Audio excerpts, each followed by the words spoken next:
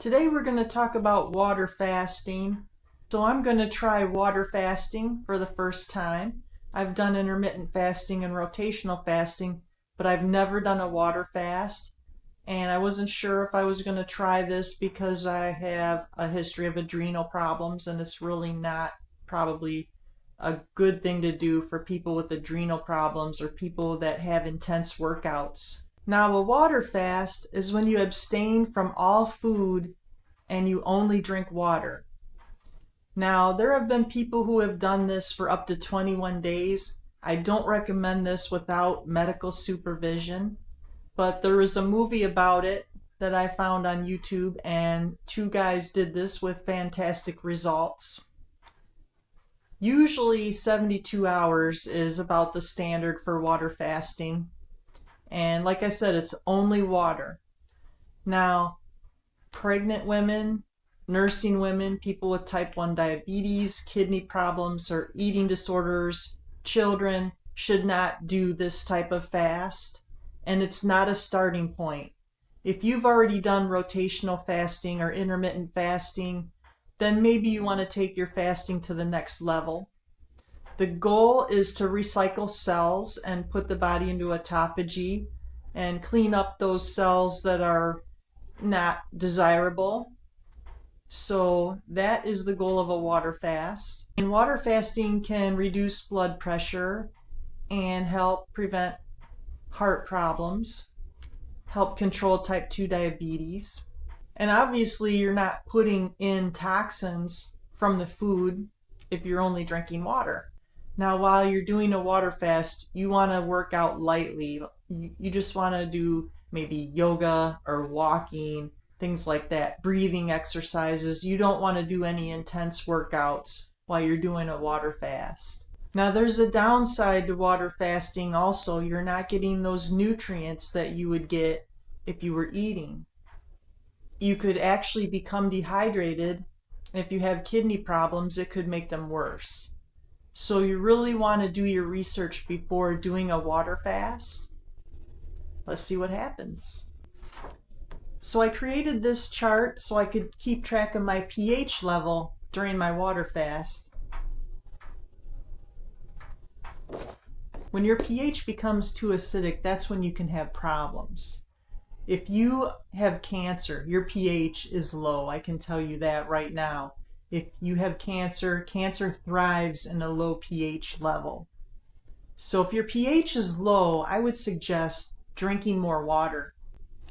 You might be dehydrated. Check your hydration levels.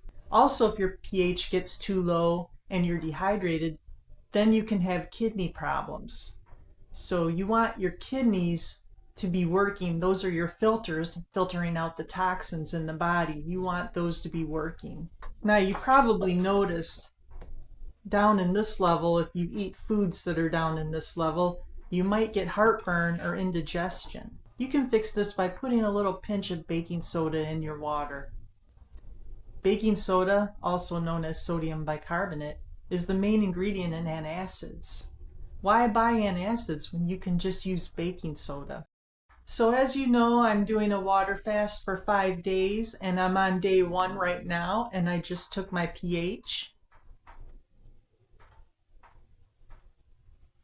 You can see the chart right here. What you want it to be in this green level right here, in the yellow or green. You don't want it to be down here. This is acid and this is base. So 7 is neutral. I don't know if you can see that. You want your pH to be as close to neutral as possible. Okay, so I'm on day 2 of my 5-day water fast. Here's what we have. So you can see my pH level is still a little bit on the acidic side. It hasn't really changed yet, but some interesting things have happened. I didn't know this could happen, but this fast has affected my vision. Now, I've been having some vision problems in my right eye. I've had a blur spot that's been affecting my everyday vision. It's really annoying. And this morning when I woke up, my vision in my right eye was crystal clear. It hasn't been clear in a long time. Now the blur spot seems to move around, but it always comes back. But it moved over to my left eye. So, I didn't like that. But on a positive note, I think that it's good that it is moving around, and maybe in a few days it'll improve. So I have more research to do on that, on why this is happening. And also today I'm starting to feel a little dizzy, which is normal when you do this kind of fast. So I am curious to see what happens tomorrow. Okay, so I'm on day 3 of my water fast.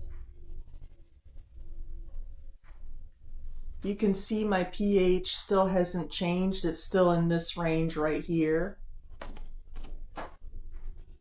I would say it's about a 3. It's a little more on the acidic level, which I find a little concerning. I learned a few things about water fasting. I learned it can actually make you more dehydrated because you don't have the electrolytes coming in or the nutrients. This is not something you should do right out of the gate.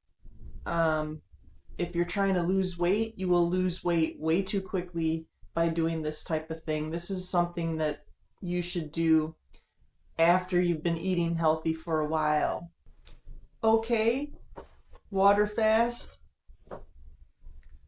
So I actually started to feel really terrible.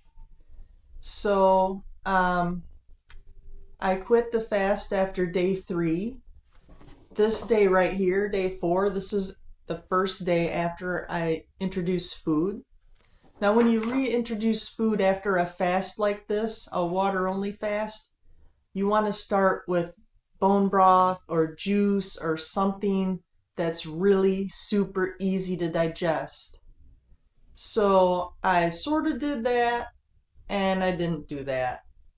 I started with juice, but then I went right to a meal, which was a mistake. So I had all kinds of digestive problems from that. I would not recommend doing that. Bone broth is probably your best bet. So what we are doing here is measuring the level of acid in the urine. And knowing your pH level can give you clues on different types of disease like kidney stones or UTIs or metabolic disease. If your urine is too alkaline, that could be a sign of a UTI, although you could have one if the pH is low. It could also be a sign of kidney stones. So I just wanted to do this little experiment. I was going to do the fast anyway, but I wanted to see, since I had pH strips here, if the pH had any effect. I wasn't sure until I did the research if the body controlled the pH. Well, we know the body controls the pH, but if the pH that you're seeing, these are urine test strips here that you can buy at the pharmacy. If what you're seeing is a result of something you ate or your body correcting, like maybe you ate a bunch of acidic things and the body would try to correct. I wasn't sure, but no, this is actually measuring the pH, and normally these strips would be green. Last time I did a pH test, it was in the green, but if your body's in starvation mode, they can look like this. So later in the week, I will do another one and see if it goes back to green. So as you know, I attempted to do a 5-day water fast, and I checked my pH every day, and it didn't really seem to change too much. I made it to day 3 before I started to feel terrible and I caved. But the point of a water fast is to put the body into a state of autophagy, where the cells in the body will eat up the debris. So the good cells will tend to eat up the bad ones when you do this. And it can really help alleviate some symptoms. Now I still feel a little dehydrated. I did learn that doing a water fast can actually make you dehydrated. And you can see my pH level here is around 3. This is really not ideal here. You really want it to be maybe around 5, 4 or 5. Now before I did this fast, I was around a 5, so I haven't checked my pH in a while, but normally it hovers around 5 just due to diet and lifestyle. So something caused it to drop here, so I have some things I need to work on. This result here was after 2 days after I began eating. This day right here is I had mostly juice, and then I started eating probably midday, and it was probably a little too soon. I probably should have eaten liquids that whole day, like bone broth and soups and things like that that are easy to digest, but I didn't. I went full bore and I had some digestive problems as a result. While water fasting does have its place, I don't know if I'll do this again in the near future, but we'll see what happens.